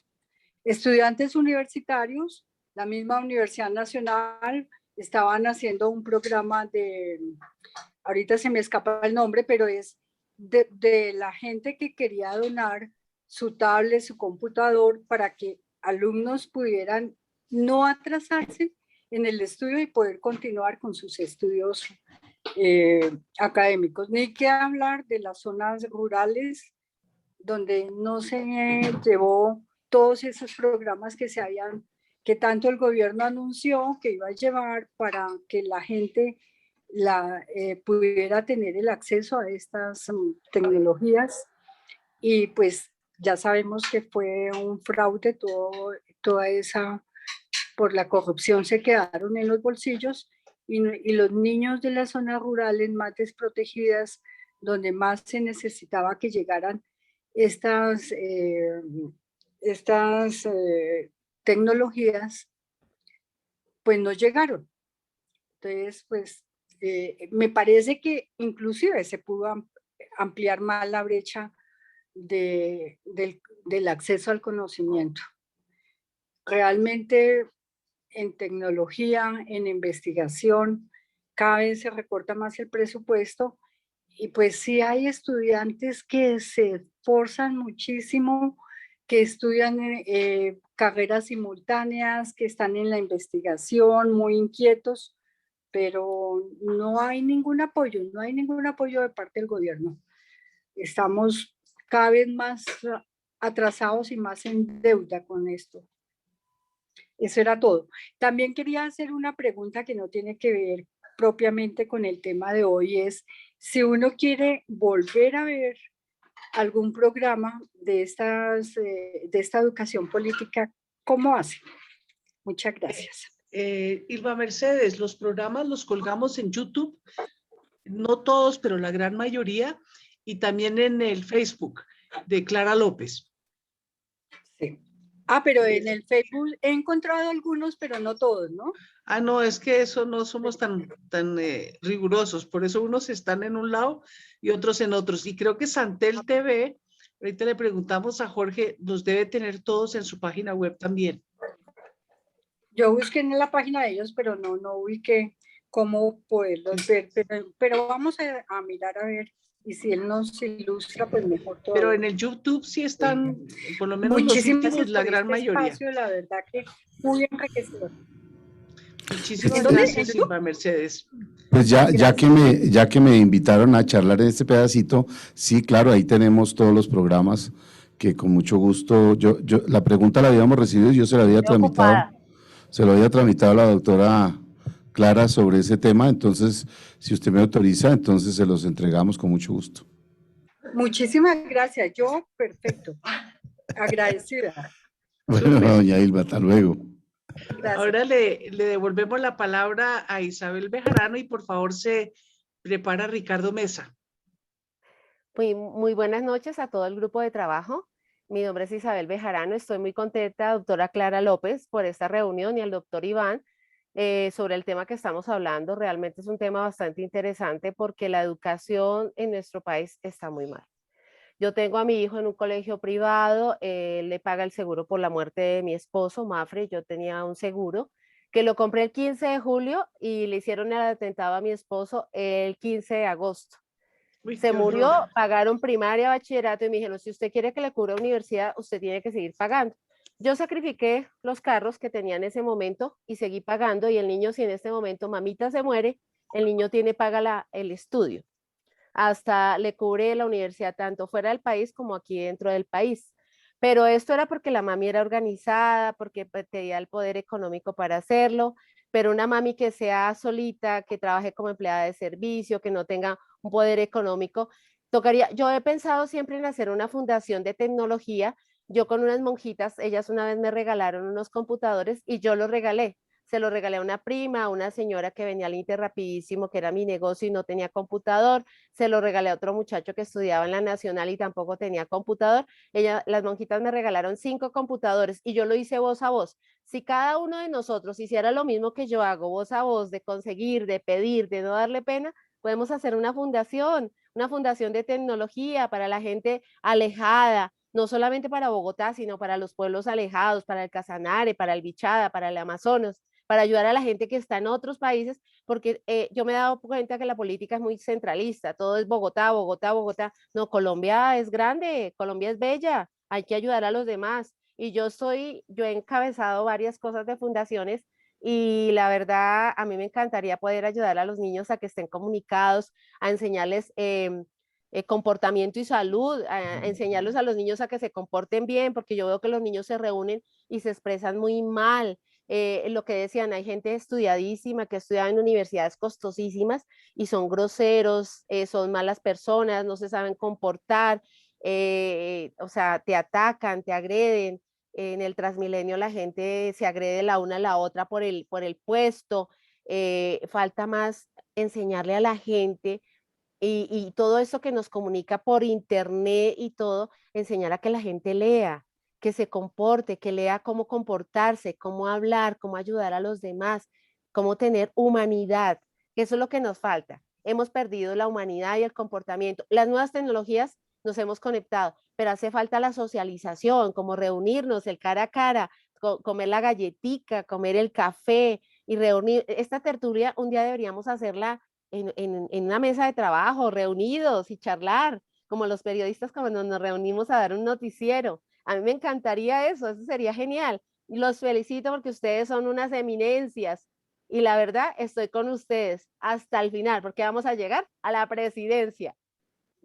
Isabel, muchas gracias. Le Con damos mucho gusto, doctora Clara López. Yo la admiro. Tan querida, muchas gracias. Ricardo Mesa y se prepara Jair Martín. Buenas tardes, doctora Clara. Buenas tardes, doctor Jorge Iván y demás compañeros. Bueno, el doctor Bula hace una radiografía, creo que de la situación nuestra y de Latinoamérica en materia de educación. Eso, la ignorancia, pues, es la base de la pobreza nuestra. Eso es indudable. Me llama la atención la reflexión de él y de otros compañeros sobre la ética, incluso de lo que dice la compañera que me antecedió. Yo estuve activo como profesor de secundaria y media hasta el año 2015, pero no me he desvinculado totalmente pues mi hija está haciendo un 10º grado actualmente y tengo una visión bastante crítica sobre la formación de educadores. Es decir, a mí me parece que la educación superior sí tiene esa cantidad de problemas que enumeró el doctor Jorge Iván, pero hay que prestarle mucha atención sobre todo a la formación de educadores, de los educadores, porque en la base, en la primaria, en la base de la secundaria, están los problemas básicos de nuestra sociedad. Es lamentable lo que voy a decir, pero no son anécdotas. Hay un profesor de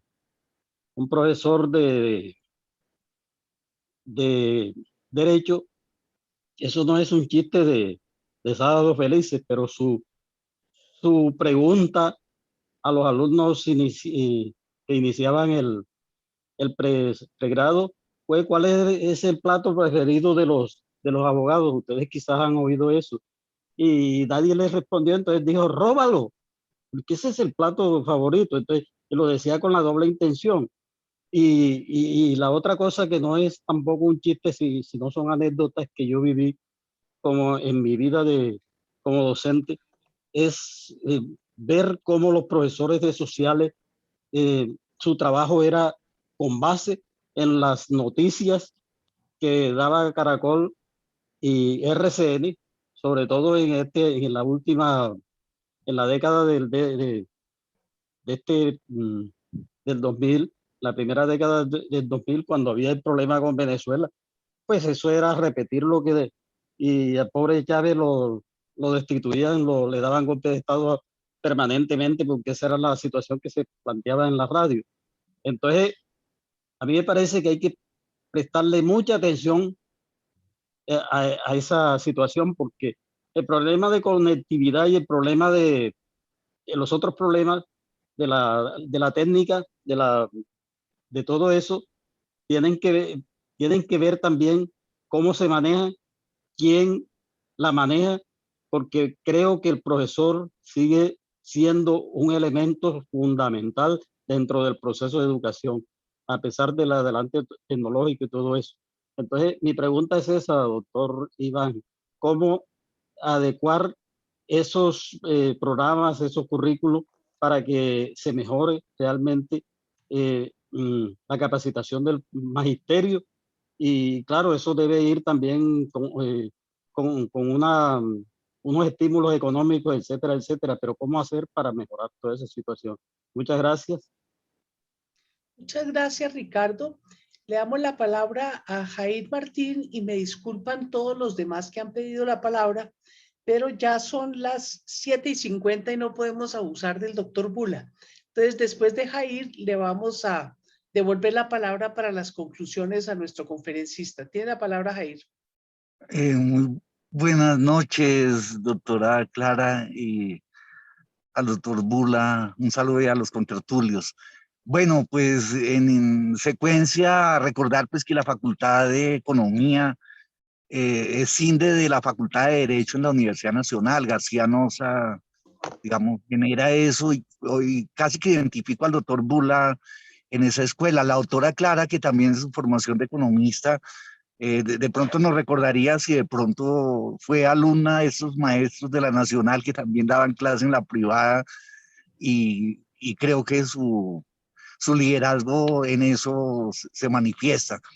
Bueno, la formación de docentes que reclama el colega anterior, pues lo veo en ese sentido, es decir, esa experiencia de reconocer la posibilidad de que los profesionales en verdad de profesionales, ¿no? Digamos, de instituciones universitarias donde se comparten los conocimientos de las demás escuelas, de los demás departamentos, facultades, ese ambiente artístico, humanístico, científico, político, social y del debate económico que se vive en las aulas, en los espacios, en las pérdidas de bienestar que tuvo la Universidad Nacional, por ejemplo, que era un escenario vivo.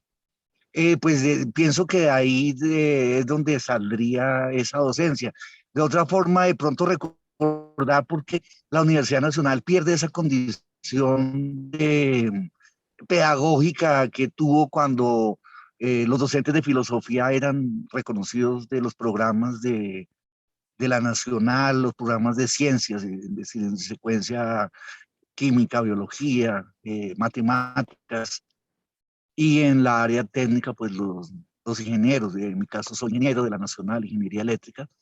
Entonces esa formación es la que reclama la nación, es lo que podría darse más antes cuando los programas de esta tendencia de acreditación y el programa Tuning y toda esta formación de acréditos que hizo que la educación superior, digamos, perdiera y que las formaciones nuestras fueran catalogadas de pronto casi con el pregrado más la especialización y póngale cuidado, sino también con a nivel de formación de maestría sin tener la titulación, porque pues, digamos, al Estado le costaba eso.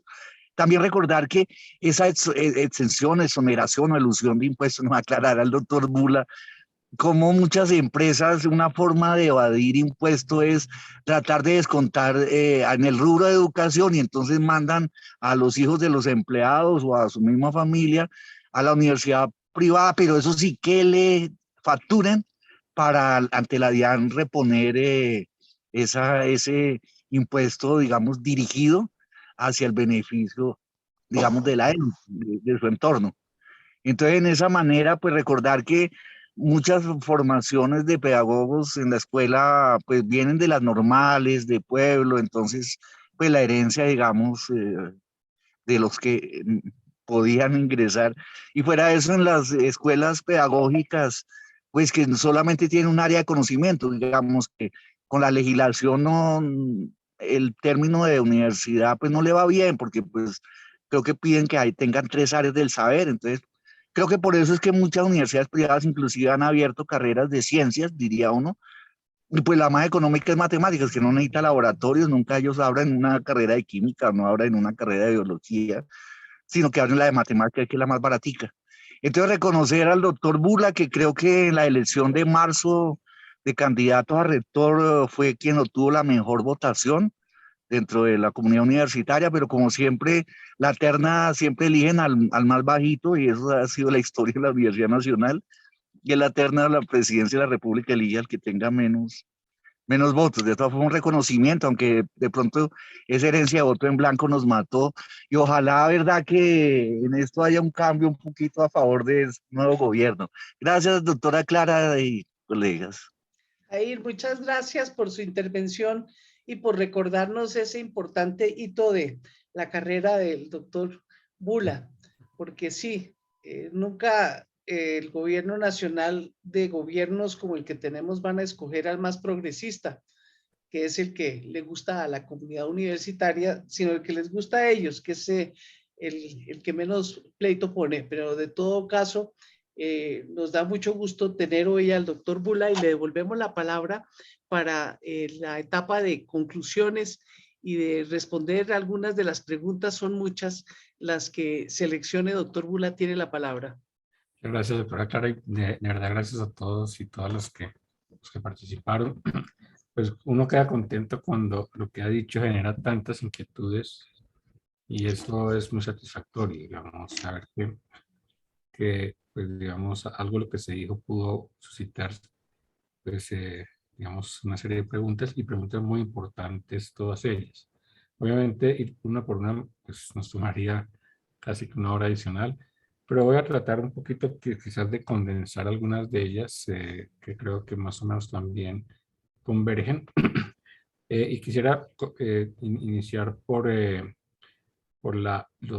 digamos, la formación humanística por un lado, la revolución educativa y en consecuencia también lo que supondría que esa educación ameritara una mayor preocupación del Estado, una mayor inversión del Estado. Y en ese sentido es claro que sobre todo para un país como Colombia, pero yo creo que sin discusión alguna para toda la sociedad mundial o global, como se dice ahora, el humanismo, y ya lo decía una filósofa norteamericana, es fundamental. Y pues incluso un país como Estados Unidos creo que él también vivió su cuarto de hora terrible hasta hace unos meses. Entonces, digamos que esa construcción del humanismo es esencial y es esencial también, lo digo también con la otra pregunta, obviamente para la construcción de la ética. La ética finalmente es una construcción social y esa construcción social pasa por el entendimiento, digamos, de la interacción de los seres humanos, de la construcción digamos, del ámbito colectivo de las sociedades y en consecuencia, digamos, que formar desde la perspectiva humanística, como ya también lo decían ustedes, sin perjuicio de entender también, digamos, lo que son las ciencias básicas, lo que ellas nos aportan para el desarrollo de la humanidad, pues es muy importante. Y en ese sentido, digamos que la inversión en educación no debe estar orientada, que también lo debe hacer, pienso yo, a tener profesionales, digamos, capacitados en esas áreas de que llamamos CETIM, ciencia, ingeniería, tecnología y matemáticas, pero también y especialmente, digamos, en poder promover, digamos, las otras áreas del conocimiento, las ciencias sociales y humanas. Creo que eso va ligado a otra observación que se hizo y es cómo lograr el acceso a la educación en razón de las vocaciones de los estudiantes. Es una pregunta muy compleja. Creo que no hay una fórmula exclusiva. Infortunadamente, es cierto, la forma como está estructurada el sistema educativo, que no permite el acceso universal, pues hace que finalmente una persona tenga que acudir a aquello que finalmente le es posible y que no necesariamente satisface su pretensión, digamos, de formación profesional. Lo ideal sería poder tener, como en algunos países en América Latina y pues, principalmente en Europa, que el acceso a la educación fuera pues, universal y gratuita, pero sin duda estamos lejos de eso por muchas razones, entre ellas incluso la desviación de recursos que deberían ir a la educación, que además de la producción pues, está ligado también a las prioridades que dan los gobiernos hacia otro tipo de inversiones, donde la educación, si bien es cierto que recibe un monto no despreciable, tampoco es un monto que satisfaga los requerimientos de la población en materia del acceso a la educación superior en este caso. Digamos que en ese sentido, sí, yo creo que era Isabela, Ilva, la que señalaba tal vez la importancia de estas nuevas tecnologías para el acceso a la educación.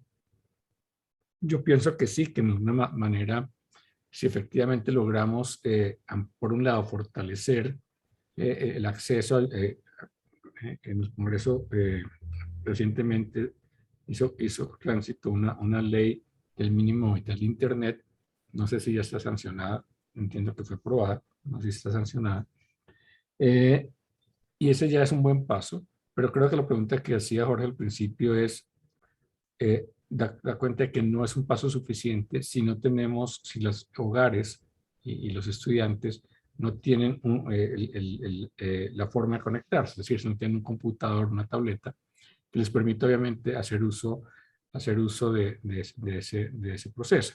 Eso obviamente sin mencionar los problemas de los 70.000 millones que supuestamente deberían haber garantizado ese acceso o esa impresión de las redes, que eso tiene que ver con la corrupción que también se señalaba. Finalmente, yo creo que sí, que es importante, y con eso terminaría, la formación de los docentes, de los enseñantes.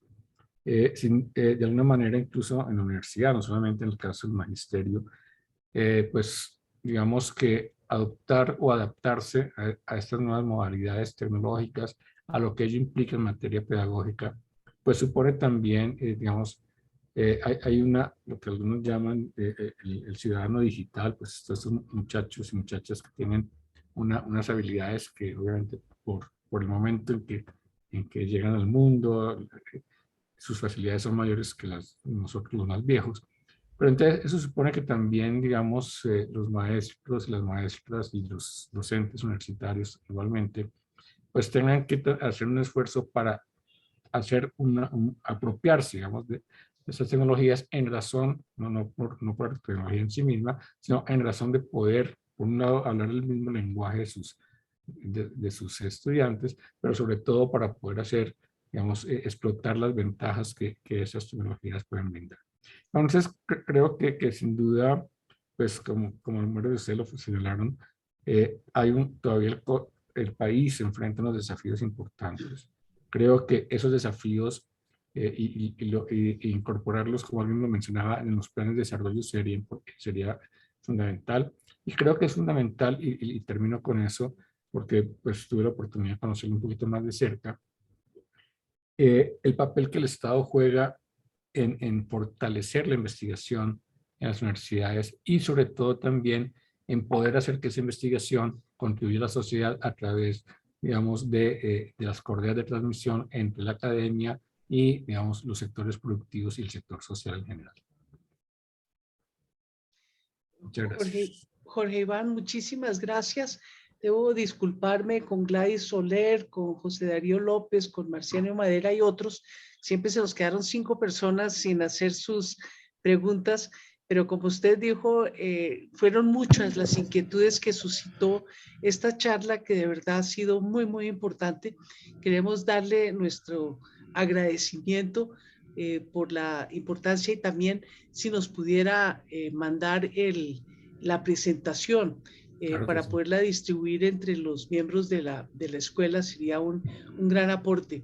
De verdad, muchísimas gracias a Jorge Iván Bula, a la TV Alternativa, a los miembros de la escuela. Un saludo muy especial y los esperamos dentro de 8 días espero otra conferencia de la altura de la que hemos tenido hoy con el doctor Jorge Iván Bula. Muchísimas gracias y muy buenas noches. Gracias. A usted, doctora Clara, muy amable. Bueno, Darío, muchas gracias por...